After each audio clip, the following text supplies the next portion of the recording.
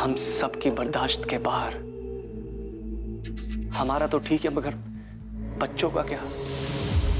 निधि, निधि, निधि, please मेरी बात समझो।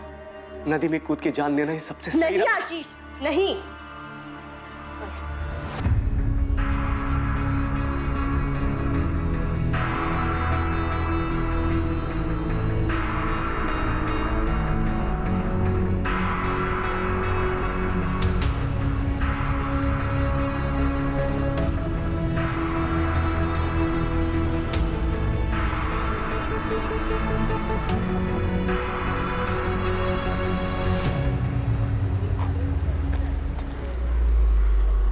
पुलिस पूरी जद्दोजहद के साथ आशीष को आसपास के सभी शहरों में ढूंढ रही थी, लेकिन आशीष इसी शहर मुंबई में भटक रहा था और अब तक पुलिस की नजर में नहीं आया था। एक रेप्यूटेड फार्मा कंपनी का एफिशिएंट एम्प्लॉय आशीष शर्मा लोगों के दिए गए दान भिक्षा पर जी रहा था। शायद उसने जो किया था उसके लिए वो खुद को दोषी मान रहा था। शायद उसे अपने किए पर पछतावा हो रहा था।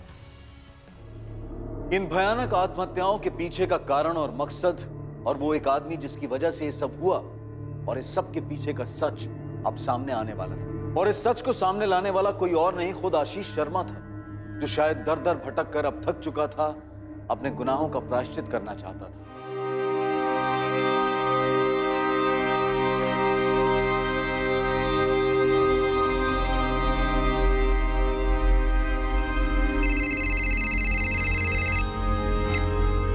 हेलो विवेक, आशीष। थक गया हूं मैं, थक गया हूं भटकते भटकते। आशीष तू है कहाँ? मैंने तीनों को मार डाला।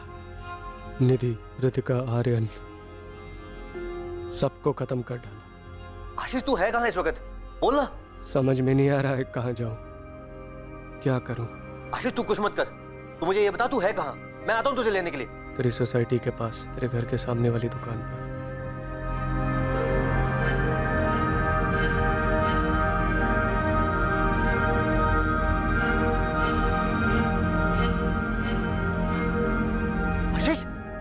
आशीष ये तूने क्या कर दिया?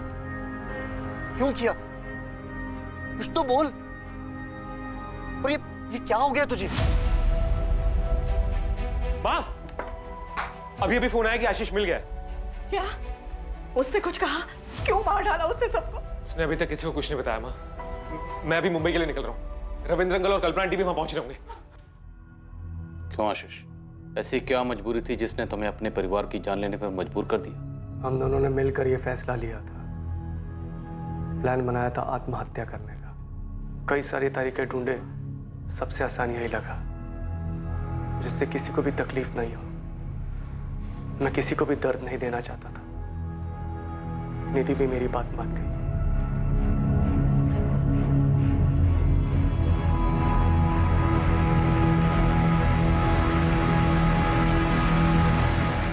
हम दोनों ने प्लान किया था सुसाइड का, आखिर क्यों?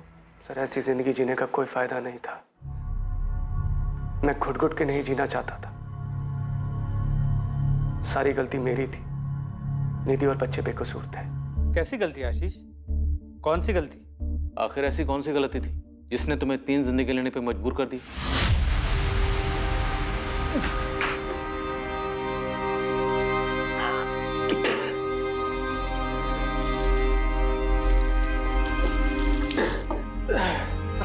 आशीष आराम से बैठो।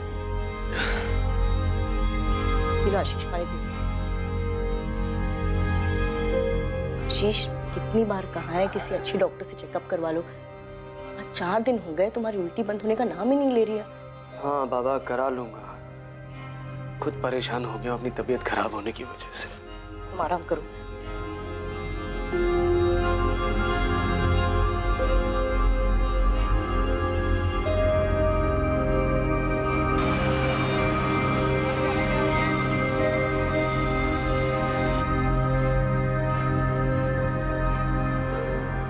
आशीष शर्मा जी। 3500। मैम बता सकते हैं इसमें क्या लिखा है? ये आपको सिर्फ डॉक्टर साहब ही बताएंगे, मेरा काम सिर्फ रिपोर्ट देना है।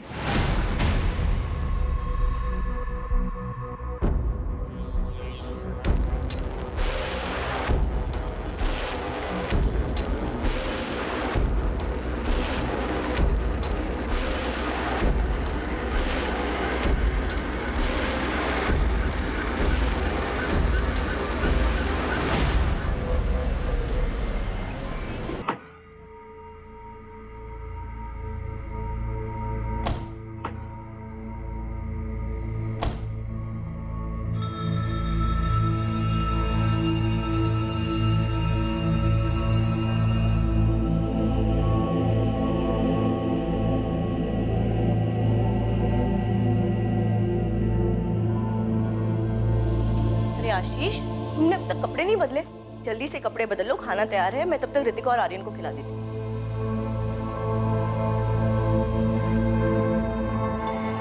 क्या हुआ, तुम ठीक हो ना? आशीष क्या हुआ, कुछ बोलोगे?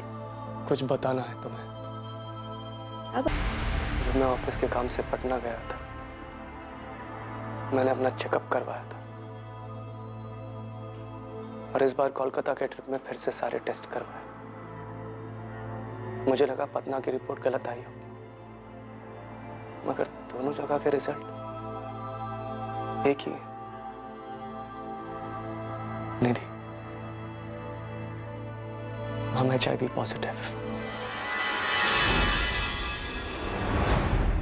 आशीष, लेकिन ऐसा कैसे हो सकता है? ऐसे कोई HIV पॉजिटिव तो नहीं।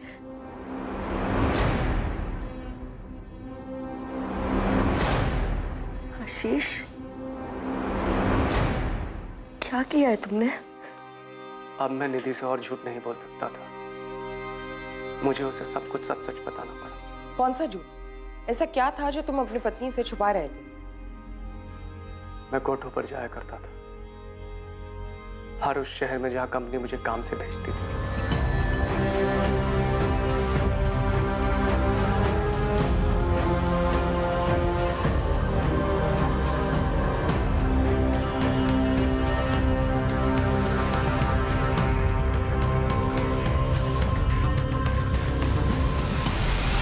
कुछ दिनों से, बल्कि कुछ महीनों से मुझे बड़ा अजीब सा लग रहा था। लगातार तबीयत खराब रहती थी, भूख नहीं लगती थी, बहुत कमजोर हो गया था। मैंने पहले भी टेस्ट करवाए थे, लेकिन निधि को बताने की कभी हिम्मत नहीं हुई। उसे क्या बताता, खुद मुझे यकीन नहीं हो रहा था। फिर क्रॉस चेक करने के लिए मैंने कोलकाता में फिर से सारे टेस्ट करवाए। जो हो चुका था मैं उसे बदल नहीं सकता था, लेकिन मुझे डर था कि मेरी गलती की वजह से कहीं निधि भी तो इस बीमारी की शिकार नहीं बन गई है। निधि इस बात से बहुत नाराज थी, परेशान थी, टूट चुकी थी, लेकिन हमारे हालात उससे भी ज्यादा भयानक थे। मेरे साथ साथ अब वो भी घुट रही थी। आखिरकार मुझे निधि को समझाना पड़ा कि इस बीमारी के चलते हमारी जिंदगी का अंत दर्दनाक ही होगा और हमारे बाद हमारे बच्चे बिखर जाएंगे, अकेले रह जाएंगे। लगभग 2 महीने तक इस समस्या के बारे में बात करने के बाद निधि और मैंने ये तय किया कि ऐसी दुख और तड़प भरी जिंदगी जीने से बेहतर मर जाना होगा। निधि, हम हमारी फैमिली और बाहर समाज के लोगों को कैसे मुंह दिखाएंगे? इस बीमारी के नाम पर ही लोग घिन से देखते हैं। और आर्यन और ऋतिका, उनका क्या? हमारे जाने के बाद क्या हाल होगा उनका? उनके माँ बाप की बीमारी का कारण जानने के बाद लोगों ने कभी चैन से जीने नहीं देंगे। सबसे बचने का सिर्फ एक तरीका है, हमें खुद को खत्म करना होगा। हमने मरने के कई तरीके ढूंढने की कोशिश की, फिर ये तरीका सामने आया। मैं एक आदमी को जानता था जिसके पास उसका स्टॉक था। मैंने उसे झूठ बोल दिया कि हॉस्पिटल में इमरजेंसी में इसकी जरूरत है, और उसने वो बॉटल्स मुझे दे दी। तुम सबके मरने का प्लान था, पूरे परिवार का? जी। तुम कैसे बच गए? बीमारी तो तुम्हें ही थी ना? मैं डर गया था सर, हिम्मत हार गया था मैं।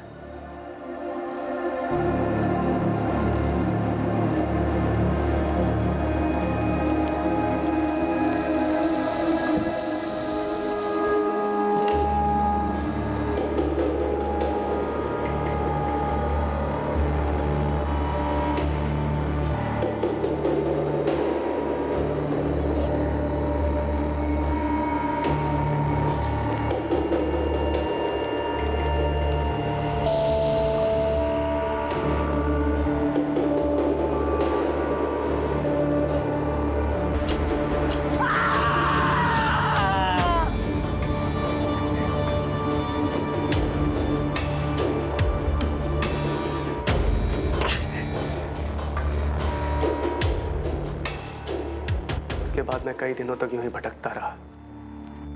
कई बार खुद को मारने की कोशिश भी की, मगर कभी हिम्मत नहीं। सर, मैं गुनहगार हूं अपनी बीवी का, अपने बच्चों का।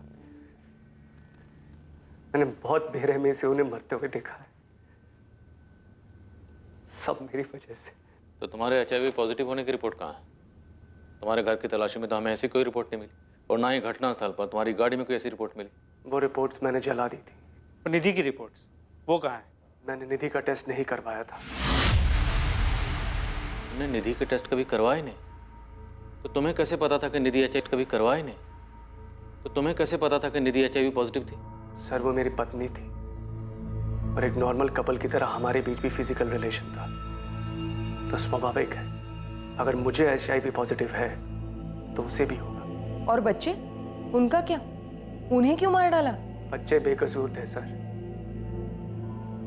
उन्हें तो पता भी नहीं था कि हमने क्या प्लान किया। लेकिन हमारे जाने के बाद कौन संभालता उनको? मैं और निधि उन्हें अनाथ बनाकर नहीं जाना चाहते थे। समाज में जब सबको पता चलता कि उनके माँ बाप को HIV पॉजिटिव है, जीना दुश्वार हो जाता उनका यहाँ। तुमने निधि के टेस्ट नहीं करवाए, बच्चों का कोई लेना देना नहीं था इन सब, और तुमने उन सब की जिंदगी खत्म करने का फैसला ले लिया। मैं और निधि नहीं चाहते थे कि हमारे जाने के बाद हमारे बच्चे किसी भी परेशानी का सामना करें, इसीलिए फैसला हमने मिलकर लिया था। लेकिन निधि तो मर गई और तुम जिंदा हो। तुमने अपनी बीमारी की वजह से निधि को मौत के मुंह में कूदने पर मजबूर किया। तुम डर गए? तो मुझे भी मार दीजिए सर। मेरी वजह से मेरी बीवी, मेरे बच्चे सब चले गए। मुझे भी जीने का हक नहीं है सर। मार दीजिए सर, मुझे भी मार दीजिए सर। सर, क्या बकवास कर रहा है ये आदमी? सर, मुझे इसकी बात पे बिल्कुल भी यकीन नहीं। सर, कुछ और ही हुआ है। कुछ और हुआ तो हम उसे ढूंढ निकालेंगे, ये हमारे लिए भी जानना जरूरी है। पर सर, ऐसा कैसे हो सकता है? सर, निधि के साथ इतनी बड़ी बात हो गई और उसने हमें कुछ भी ना बताया हो। और सर, रिपोर्ट्स कहाँ हैं जिसमें लिखा है कि निधि HIV पॉजिटिव थी? और आशीष की रिपोर्ट्स कहाँ हैं? सर, मैं कह रहा हूँ बात कुछ और ही है। रविंद्र जी, वही कुछ हम भी पता करने की कोशिश कर रहे हैं। हमने आपके बेटे को टेस्ट के लिए भेजा।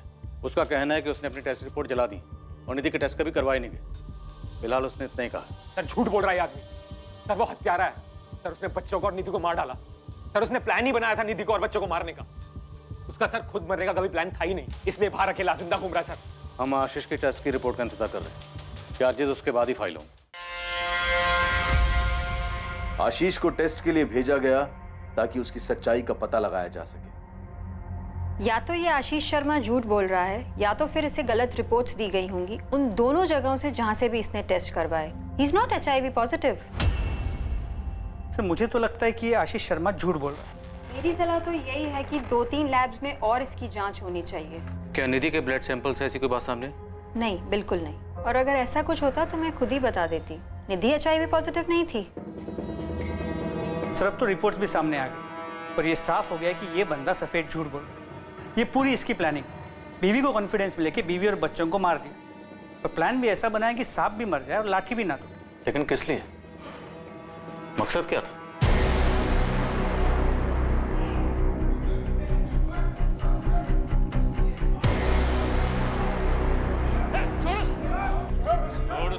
आशीष के ब्लड सैंपल्स दूसरे 2-3 लैब्स में टेस्ट के लिए भेजे गए और वहां भी रिजल्ट यही था, आशीष शर्मा HIV पॉजिटिव नहीं था।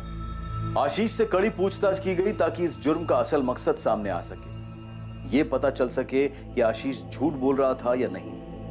कहीं ऐसा तो नहीं था कि आशीष ने जानबूझकर अपनी पत्नी को HIV पॉजिटिव वाली बात पर यकीन दिलाया था ताकि वो निधि और बच्चों से अपना पीछा छुड़ा सके। लेकिन बार बार पूछने पर भी आशीष अपने पहले बयान पर टिका रहा। आशीष शर्मा पर IPC की धारा 302 के तहत अपनी पत्नी और बच्चों की हत्या करने के चार्जेस लगाए गए। केस के ट्रायल के दौरान भी आशीष इसी बात पर टिका रहा। यह उसका और उसकी पत्नी का आपसी सहमति से लिया गया फैसला था।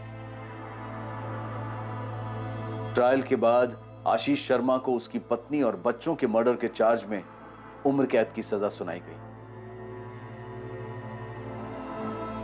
निधि का परिवार समझ ही नहीं पा रहा था कि निधि ने उनसे बात क्यों नहीं की। बिना कोई जांच पड़ताल किए उसने इतना भयानक कदम क्यों उठाया?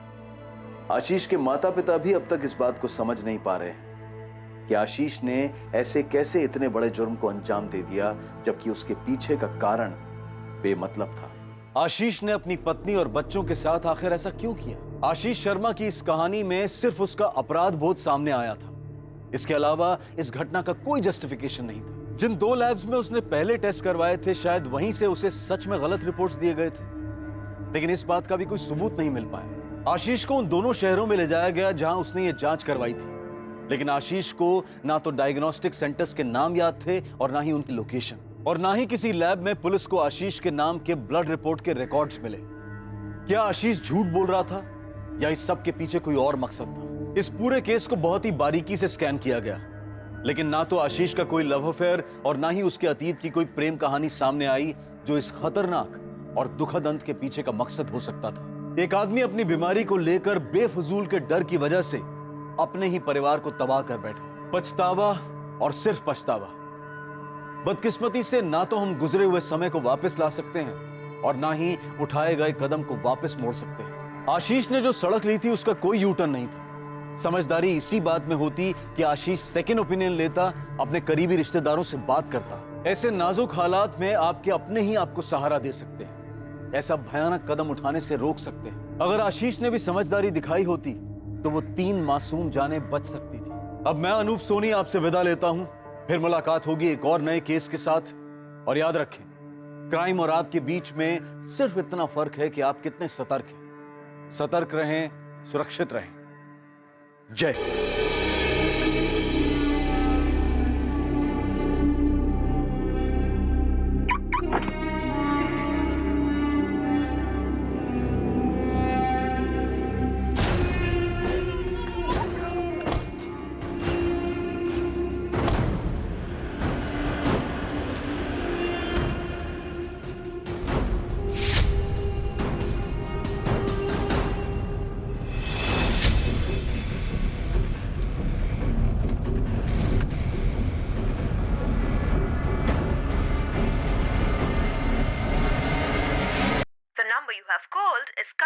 switched off.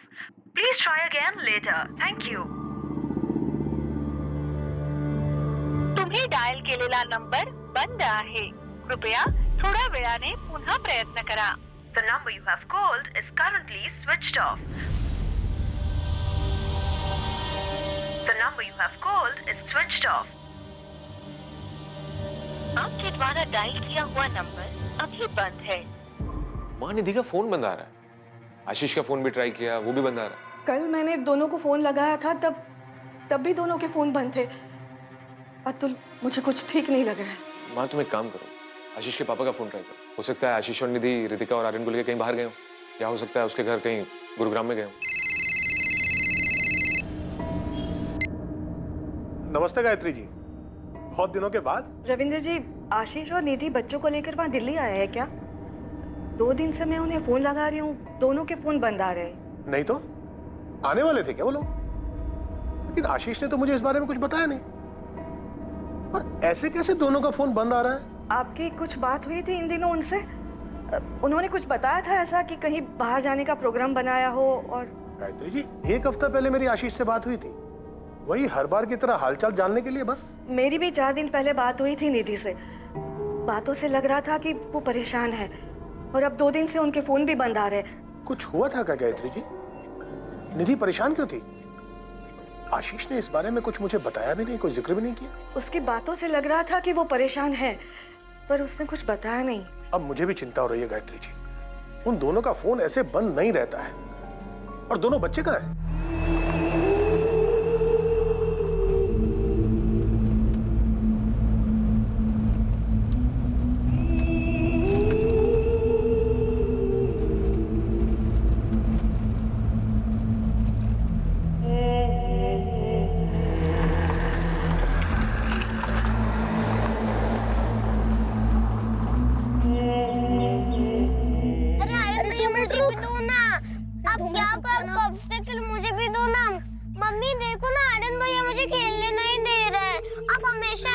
अरे बस 2 मिनट रुक जा, फाइनल लेवल पर हूँ.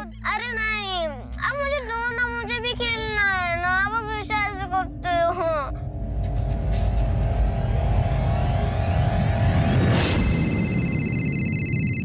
हेलो। हेलो विवेक, मैं निधि का भाई अतुल बोल रहा हूँ। हम लोग एक बार मिल भी चुके हैं। कौन निधि? आशीष की वाइफ। ओ हाँ अतुल, कैसे हो? हाँ मैं ठीक हूँ, मैं जोधपुर में हूँ। मैंने बस इसलिए फोन किया था कि आशीष ऑफिस आया है क्या? आशीष तो पिछले 2 दिन से ऑफिस नहीं आया और उसने ना ही किसी को कुछ बताया है। यहाँ तक कि उसने हमारे बॉस नितिन को भी कोई इन्फॉर्मेशन नहीं दी।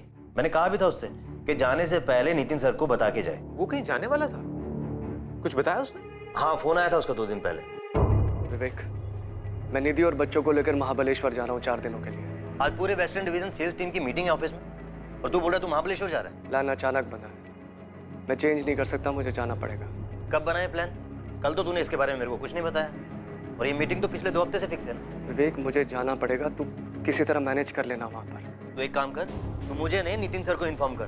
भाई बॉस वो है, मैं नहीं। तू बता देना सर को। और क्या बोलूंगा? तू इतनी इंपॉर्टेंट मीटिंग छोड़ के महाबलेश्वर घूमने जा रहा है? नहीं भाई, तू इन्फॉर्म कर दे, नहीं तो महाबलेश्वर तू घूमने जाएगा और बॉस की डांट मैं सुनूंगा। ठीक है, रहने दे, मैं ही बता देता हूँ सर को।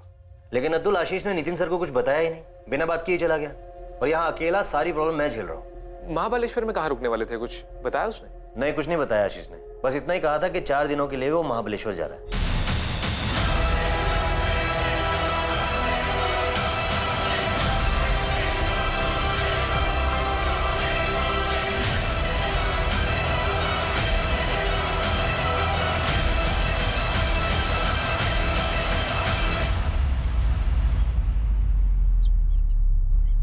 आशीष शर्मा, निधि शर्मा और उनके बच्चे आर्यन और रितिका को घर से गायब हुए अब 4 दिन बीत चुके थे और उनके परिवार वालों के पास उनकी कोई खबर नहीं थी। निधि का भाई अतुल जो कि जोधपुर में रहता था और आशीष के पिता रविंद्र शर्मा जो गुरुग्राम में रहते थे, अब मुंबई के लिए रवाना हो चुके थे। सर, ये मेरी बहन निधि शर्मा और ये उसका पति आशीष शर्मा और ये आर्यन और रितिका। आपने इनके घर पे चेक किया? किया था सर, वहाँ ताला लगा है सर। सिक्योरिटी और पड़ोसियों ने बताया कि कुछ दिन से उन लोगों ने देखा ही नहीं है इनको। महाबलेश्वर में ये लोग रुकने वाले कहाँ थे? पहले भी कभी गए हैं वहाँ? सर, आशीष ने अपने कलीग विवेक को सिर्फ इतना बताया था कि वो वहाँ जा रहा है। हमें तो इस वेकेशन के बारे में पता ही नहीं था। कहाँ रुकने वाले हैं कहाँ से पता होगा सर? हम बच्चों के स्कूल भी गए थे सर, वहाँ भी कोई इन्फॉर्मेशन नहीं थी।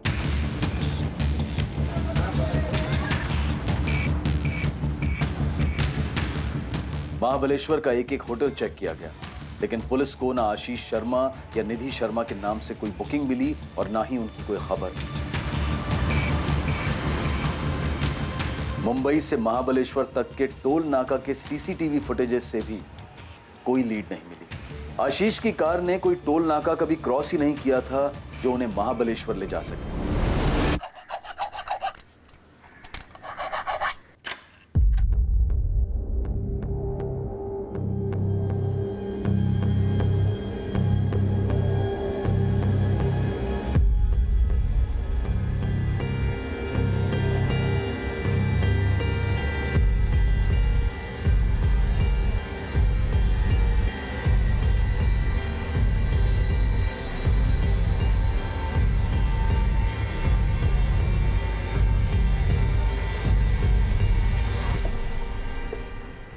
सर, ये 2 मोबाइल मिले। क्या ये दोनों फोन आशीष के ही हैं या आशीष और निधि के?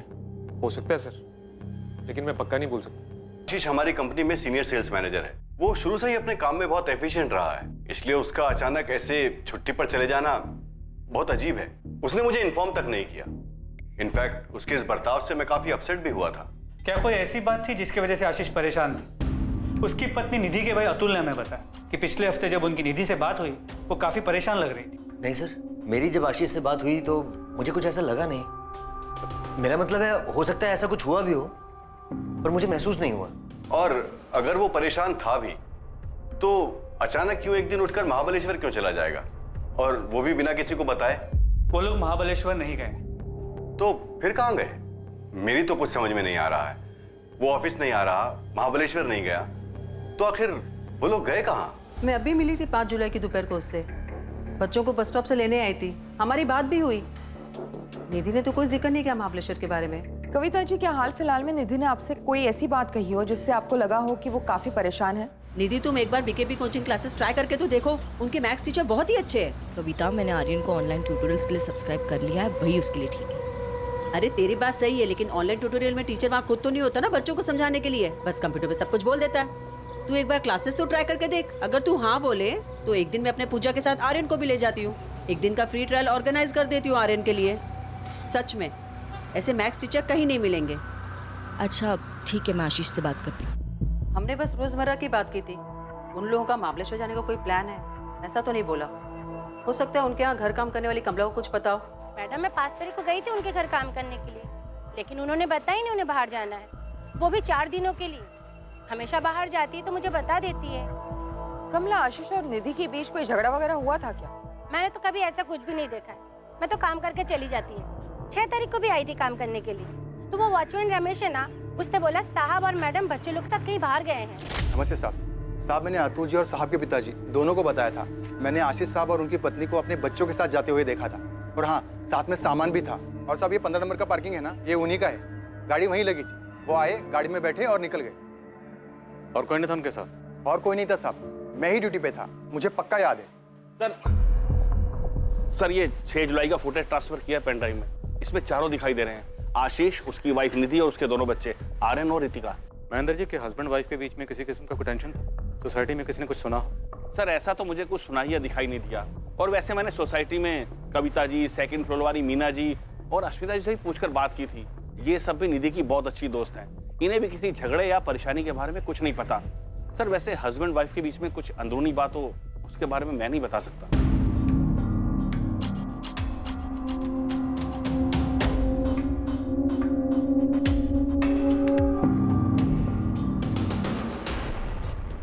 सर आमतौर पे बच्चे तो घूमने फिरने के लिए काफ़ी एक्साइटेड रहते हैं, और यहाँ पर भी बच्चे एक्साइटेड हैं। लेकिन आशीष और निधि, इनके चेहरों को देख के लगता ही नहीं कि ये लोग खुश हैं। आप खुद ही देखिए, ऐसा लग नहीं रहा कि छुट्टी पे जा रहे हैं। चेहरे पे इतनी उदासी। और महाबलेश्वर, वहाँ तो ये पहुँचे नहीं। हमने अपनी तरफ से महाबलेश्वर का हर एक होटल, लॉज सब जगह चेक करा।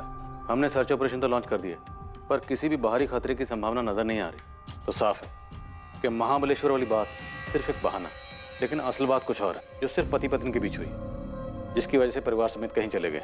पर सर ऐसा कैसे हो सकता है? दोनों के बीच में कुछ बात हुई हो और हमें भनक तक ना लगी हो। सर अगर दोनों का झगड़ा हुआ होता तो बच्चों पर उसका असर जरूर होता। बच्चे तो खुश नजर आ रहे हैं। हाँ, लेकिन निधि और आशीष वो तो खुश नहीं। और हो सकता है बच्चों को भी कुछ ना पता हो, जैसे आप लोगों को कुछ नहीं पता। किसी खतरे में तो नहीं है सर? मुझे सच में उनकी बहुत फिक्र हो रही है सर। हो भी सकता है, और आप लोग ही बेहतर बता सकते हैं कि अगर खतरा था तो कहाँ से, क्योंकि बाहर से कुछ नजर नहीं आ। रितिका ने कभी किसी परेशानी के बारे में नहीं बताया। मैंने उसके सारे क्लासमेट से बात की है, अगर कुछ होता तो किसी ना किसी से जरूर कहती वो। और आर्यन, उसकी तो 2 हफ्ते पहले ही पेरेंट टीचर मीटिंग थी, निधि भी आई थी उसमें। उसको देखकर बिल्कुल नहीं लग रहा था वो थोड़ी भी परेशान है। वो लोग 6 जुलाई को निकले थे, उसके 4-5 दिन पहले रितिका और आर्यन के बर्ताव में कोई बदलाव? नहीं मैम, कोई भी बदलाव नहीं था। अगर ऐसा कुछ होता तो मुझे जरूर पता चलता। रितिका भी बिल्कुल नॉर्मल थी। अगर कुछ बदलाव होता तो मैं नोटिस जरूर करती उसे। और अजीब बात तो ये है मैडम कि कल से आर्यन के क्वार्टरली एग्जाम स्टार्ट हुए हैं, जो कि बहुत ही इंपॉर्टेंट होते हैं। कोई भी माँ उस बीच अपने बच्चों को छुट्टियों पे कैसे ले जा सकती है? 11 जुलाई 2017 आशीष शर्मा और उसके परिवार के गायब होने के ठीक 5 दिन बाद एक खबर आई, जिससे आखिरकार ये पता चला कि वो लोग पूरे परिवार के साथ अपनी कार लेकर मुंबई से किस तरफ निकले थे। इस खबर ने इस मिसिंग केस को और भी ज्यादा उलझा दिया था, लेकिन इस खबर की ही मदद से पुलिस को आखिरकार आशीष और उसके परिवार को ढूंढने में सही दिशा मिली थी।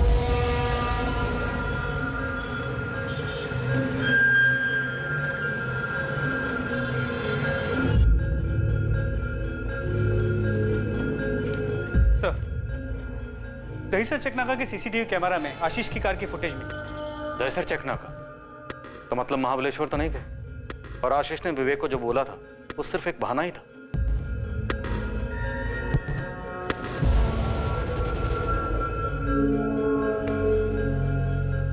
इस तरफ कहाँ जा सकते हैं लोग? एक तो यहाँ से गुजरात जा सकते हैं, या फिर घोड़बंदर रोड से राइट लेके नासिक से।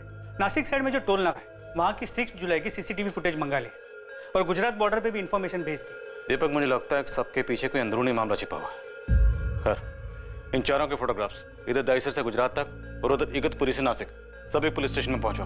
देखते हैं शायद कहीं से कोई खबर आ जाए।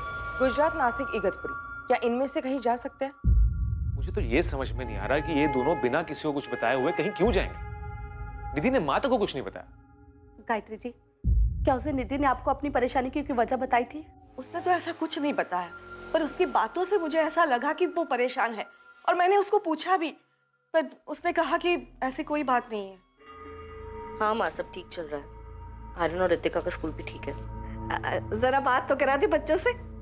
माँ सो गए दोनों, बाद में बात कराती हूँ कल या परसों में। और कुछ बोलना है? नहीं तो ठीक है ना, कोई परेशानी है क्या? हाँ माँ मैं ठीक हूँ। बार बार एक ही बात क्यों पूछ रही हो? कुछ तो बात है, तो इतना चिड़चिड़ा कर क्यों बोल रही है? मैं चिड़चिड़ नहीं कर रही हूँ, बस थक गई हूँ। अब बिना मतलब के मेरी चिंता करना छोड़ दे माँ।